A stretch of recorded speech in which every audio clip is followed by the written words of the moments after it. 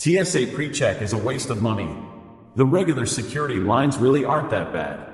I just traveled for Thanksgiving with my family, which as we hear endlessly are the biggest travel days of the year. Leaving from LAX, one of the world's busiest airports, TSA Precheck line had a 5-minute wait.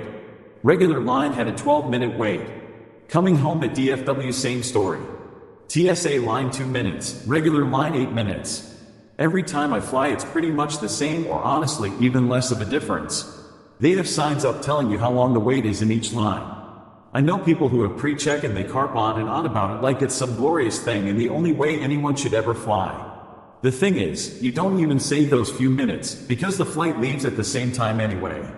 If we arrive at the airport together, and you have pre-check and I don't, the only difference is that you'll be waiting a couple of extra minutes inside the terminal, and I'll wait a couple extra minutes in line. Oh, and you don't have to take your shoes off, I guess. Congratulations. People who have pre-check just like the feeling of walking in front of other people in the line so they can feel superior.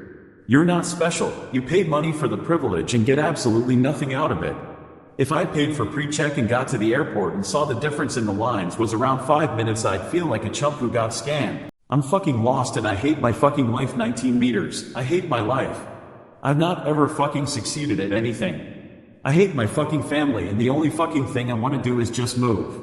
I wanted to be a fucking pilot, but my mom influenced me to put on the medical form that I had depression from not knowing what the fuck to do with my life, and now I am in a rut. I am not suicidal. I have a lot of things, but I just can't fucking take this shit anymore. I just want to fucking achieve my dreams. I don't know what to do. I barely have an interest in anything and I am scared of how I'll turn out. I don't want to turn out like my brother who's a fucking pothead or my dad who's been a fucking alcoholic and never fucking been there. I've never been good at anything and I had social anxiety. Fuck my life. What do I do? I look at my interests and there's just no real career that I want to go into that I feel like I can actually do. I wanted to be a mechanic but they make shit money, and then I wanted to be a pilot but no. I'm good at general shit we learn in school, but nothing fucking interests me on a deep level because I've been fucking stuck inside my house all my life because I fucking live in the middle of nowhere and have had very few friends in my life. I want to go to college but I'm fucking worried about debt. I'm in a community college that I like because I like the people, but there's no fucking thing I want to do there.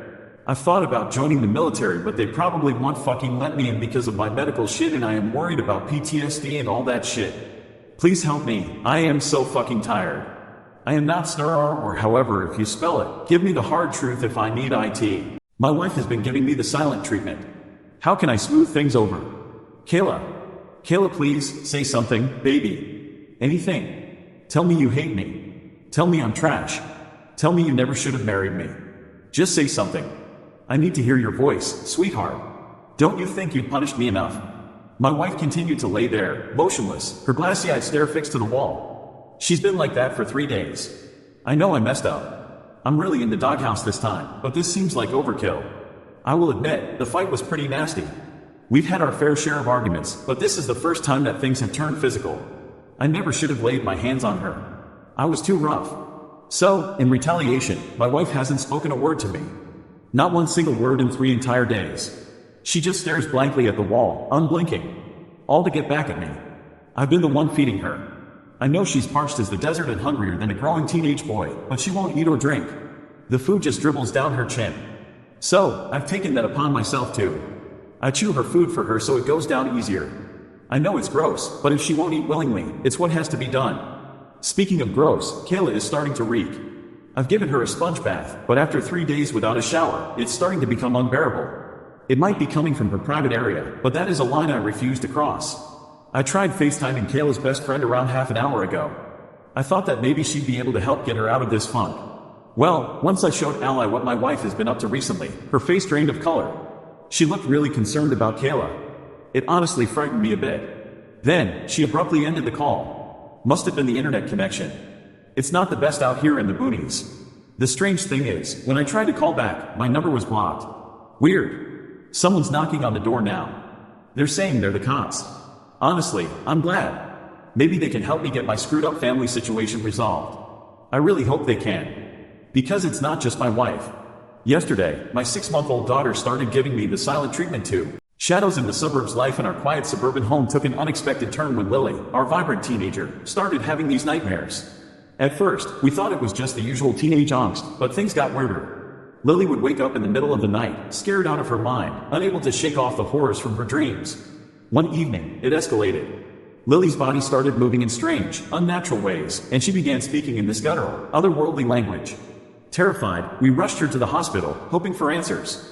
The doctors ran tests, but everything came back normal. They blamed it on stress, but we knew something was seriously wrong.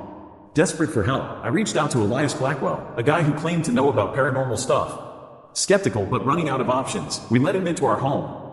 Elias did some weird rituals and uncovered a dark secret about our house. Decades ago, a priest tried to do some kind of exorcism here, thinking it would bring in positive vibes or something. But it went sideways, leaving behind this malevolent force. The nightmares, Lily's strange behavior, apparently, it was all connected to whatever that priest unleashed. As Elias tried to make sense of it all, the ghostly presence of the messed up priest came into focus. Now, we're standing on the edge of something we don't fully understand. The shadows in our home feel more alive than ever, and we're left wondering if we can break free from this bizarre, supernatural grip. So here we are, stuck in a tale where nightmares bleed into reality, and our home teeters on the brink of something we can't quite wrap our heads around. The question lingers, can we pull ourselves back from the edge, or are we destined to be swallowed by the shadows that now seem to define our every moment? Teacher showed us her ass. This happened when I was in 7th grade, so I think I was 12-13 so about 25 years ago. We had a home economics class and the teacher was new that year. She was in her early 20s. She was one of those teachers that tried to be cool and friends with the class. One of my classmates would talk about the different tattoos he wanted to get when he was older. A girl in his group asked the teacher if she had a tattoo and she said yes, but she can't show us. For about 10 minutes there was talking and different kids asking for her to show us and she said fine. She then turned around, lifted the back of her shirt, and dropped her pants halfway down her ass, showing us a god-awful sickly purple butterfly. It had badly drawn wings where the bottom parts went halfway down her ass in a weird narrow spot then bulged out kind of like a drop of water. The class at that point got real quiet because a teacher shouldn't be showing us her ass. She noticed the awkwardness, quickly pulled up her pants, and asked us not to tell anybody. I don't think any of us did because she was still working there by the time I graduated high school. That's the day I think she learned to keep a healthy boundary between students and teachers. It was also the day we learned she didn't wear underwear. Edit to add, a lot of you don't know the difference between a shirt and a skirt. It was an elective class, so there was only like 10 of us in there. Not a full classroom of 30 students. I don't know if everybody else kept their mouths shut. I didn't tell anybody until I made this post. If any of the other kids did, then the school handled it quietly. All I know is she was still teaching there 5 years later when I graduated high school. How I lost weight to spite Mel. This happened during Christmas of 2018. My now ex, Mel, was living with my ex-husband 44 meters and I 44F. I was not particularly fond of Mel. She's lazy, selfish, and entitled among other things. A couple of weeks before Christmas, she asked me what size jackets I wear. I wore medium large at the time, so obviously, that's what I told her. Fast forward to Christmas morning, and I opened my present from her, which was a beautiful black spring-summer jacket from Fairweather, in a size small.